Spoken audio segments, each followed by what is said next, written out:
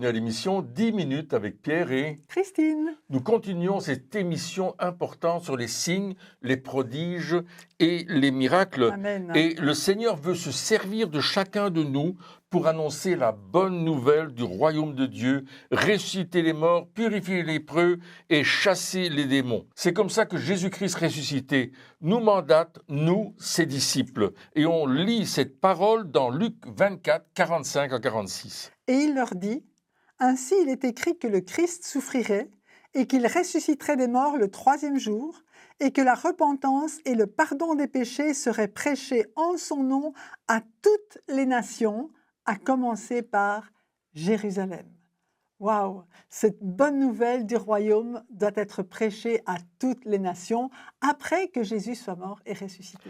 Mais pour accomplir un tel mandat, nous avons besoin d'être surnaturellement équipés. C'est pourquoi Jésus, dans le même évangile de Luc, au chapitre 24 et au verset 49, va donner un ordre aux disciples. « Et voici, j'enverrai sur vous ce que mon Père a promis. Mais vous, restez dans la ville jusqu'à ce que vous soyez revêtus de la puissance d'en haut. » Alléluia! Il ne devait pas partir comme ça sans être équipé, mais il devait attendre l'équipement du Seigneur et on sait que le Saint-Esprit est venu sur eux et que la puissance leur a été donnée pour témoigner. Oui, et Jésus a fait cette promesse dans Actes chapitre 1, verset 8. Il leur a dit précisément ce qu'ils allaient recevoir. Mais vous recevrez une puissance, le Saint-Esprit survenant sur vous, et vous serez mes témoins à Jérusalem, dans toute la Judée, dans la Samarie et jusqu'aux extrémités de la terre. Alléluia! Et heureusement qu'ils ont obéi, c'est comme ça que nous sommes devenus chrétiens aujourd'hui. Alléluia! Et c'est ce qui est arrivé 10 jours plus tard, lorsque les 120 étaient réunis dans la chambre haute, qu'ils étaient en train de louer le Seigneur, de prier, de chanter, de parler la parole de Dieu. Il s'est passé quelque chose et nous le lisons dans Acte 2, versets 2 à 4. Oui, tout à coup. Il vint du ciel un bruit comme celui d'un vent impétueux, et il remplit toute la maison où ils étaient assis.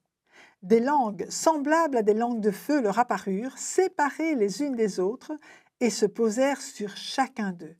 Et ils furent tous remplis du Saint-Esprit, et se mirent à parler en d'autres langues, selon que l'Esprit leur donnait de s'exprimer.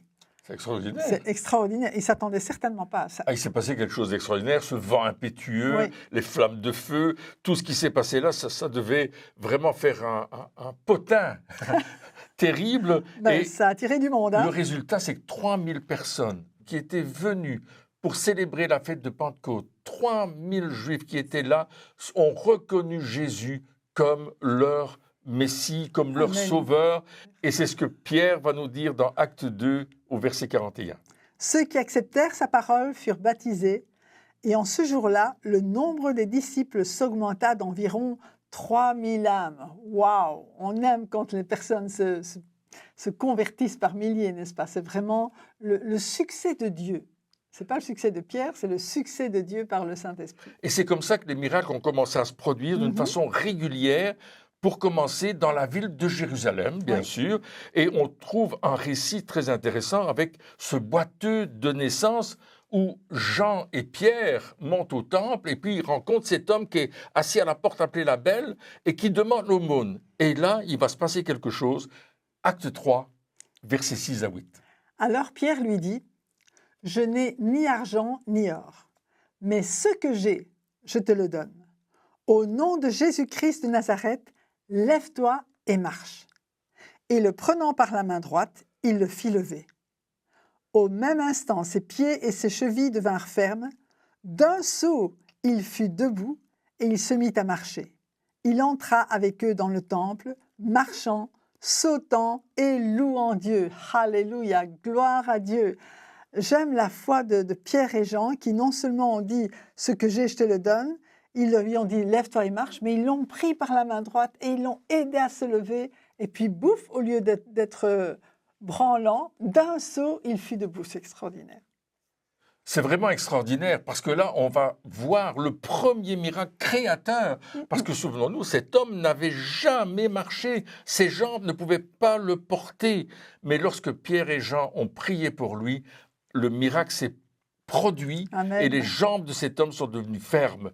Et j'aimerais raconter l'histoire de cette femme que nous avons rencontrée à Perpignan dernièrement, qui est venue à la réunion en s'aidant de ses béquilles. Elle avait des douleurs terribles oui. dans la jambe gauche.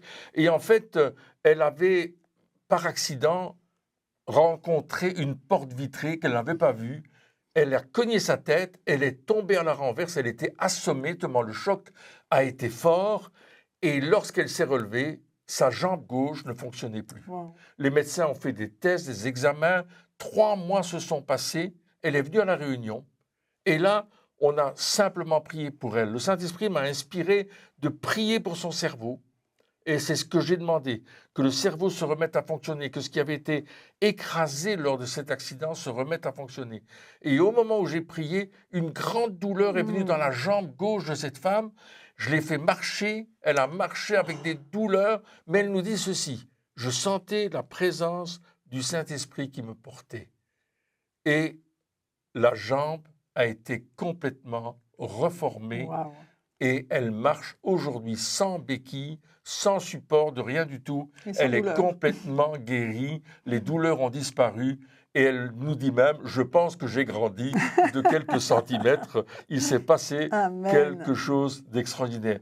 Et le Seigneur va se manifester pour nous. Il va venir accompagner notre témoignage. C'est ce que dit l'Épître aux Hébreux au chapitre 2 et au verset 4. Dieu appuyant leur témoignage par des signes, des prodiges et divers miracles, et par les dons du Saint-Esprit distribués selon sa volonté. Dieu nous accompagne toujours quand on rend témoignage. Il est là et le Saint-Esprit agit avec puissance, avec force. Et c'est ça qu'il se passe, n'est-ce pas? Oui. Tu fais ce que Dieu te demande de faire, et puis lui, il fait le reste. Amen. Amen. Il accomplit un miracle extraordinaire. Et d'ailleurs, Jésus a prononcé cette parole, et il la prononce sur vous comme sur nous. Mhm. On va faire des miracles qu'il a fait, même des plus grands. Jean, chapitre 14, verset 12. En vérité, je vous le dis, celui qui croit en moi fera aussi les œuvres que je fais, et il en fera même de plus grandes parce que je m'en vais au Père. Absolument. Wow. Et pour faire ces miracles, pour accomplir ces signes, ces prodiges, prêcher l'Évangile, on a besoin d'être baptisé du Saint-Esprit. Amen. Et Jean le Baptiste disait d'ailleurs d'une façon très claire que Jésus allait venir et nous baptiser du Saint-Esprit. Matthieu chapitre 3, verset 11. Donc Jean-Baptiste disait « Moi, je vous baptise d'eau pour vous amener à la repentance. Mais celui qui vient après moi est plus puissant que moi, et je ne suis pas digne de porter ses souliers. Lui, il vous baptisera du Saint-Esprit et de feu. » Alléluia. Le feu, on a besoin du Ce feu que du mon cœur Saint-Esprit. désire, Seigneur, c'est ton feu. Alléluia. Et Jean 14, verset 16-17, où Jésus nous promet un autre consolateur semblable à lui qui va nous accompagner, Dieu le Saint-Esprit. Et moi, je prierai le Père, et il vous donnera un autre consolateur, afin qu'il demeure éternellement avec vous, l'Esprit de vérité, que le monde ne peut recevoir parce qu'il ne le voit point et ne le connaît point. Mais vous, vous le connaissez, car il demeure avec vous et il sera en vous. Quelle Alléluia. promesse merveilleuse de Amen. savoir que le Saint-Esprit aujourd'hui vit en nous. Amen. Et on a besoin d'être revêtu de cette puissance. Et c'est le moment, chers amis, de demander ce baptême dans le Amen. Saint-Esprit. Car il va nous donner non seulement cette puissance, cette onction, mais il va nous remplir de ses dons. Il va Amen. nous conduire dans la révélation. Il va nous donner des paroles de connaissance. Il va nous permettre de prier pour les malades, de faire des miracles, des signes, des prodiges. Enfin, toutes choses extraordinaires que seul Dieu peut faire à travers le Saint-Esprit qui est en nous. Alors oui, demandons un baptême de feu, un baptême du Saint-Esprit, Oui. et recevons les dons que Dieu veut nous donner. Alors vous êtes prêts? On va prier ensemble. On va prier pour que vous receviez ce baptême, simplement, là où vous êtes. Et vous allez être visité. Je me souviens de cette femme, on avait prié, j'étais sur la radio d'ailleurs, je parlais simplement et je parlais de l'onction. Et cette femme est tombée sur le dos dans sa cuisine, elle était remplie du Saint-Esprit, elle criait, elle pleurait, elle dit c'était extraordinaire, alors qu'elle était à des centaines de kilomètres de là où je parlais à la radio. Voyez-vous, c'est ce que Dieu veut faire maintenant. Il veut vous visiter, il veut vous permettre non seulement de recevoir la puissance du Saint-Esprit, mais de parler en langue, de prophétiser, d'apporter vraiment la puissance de Dieu à travers les signes, les prodiges et les miracles. Alors on va prier ensemble. Je vais demander à Amen. Christine de prier pour vous à la fin de cette émission. Soyez prêts à recevoir. Amen. Si votre cœur est ouvert, vous allez recevoir. Amen. Merci, Papa, parce que c'est toi qui donnes le Saint-Esprit à ceux qui te le demandent. Et tu vois, mes frères et mes sœurs qui écoutent en même temps cette émission actuellement.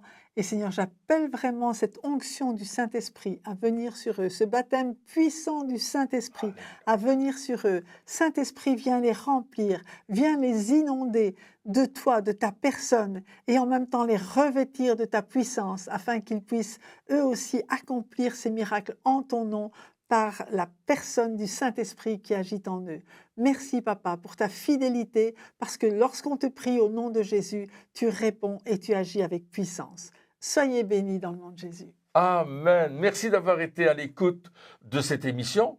Au revoir. Et à bientôt.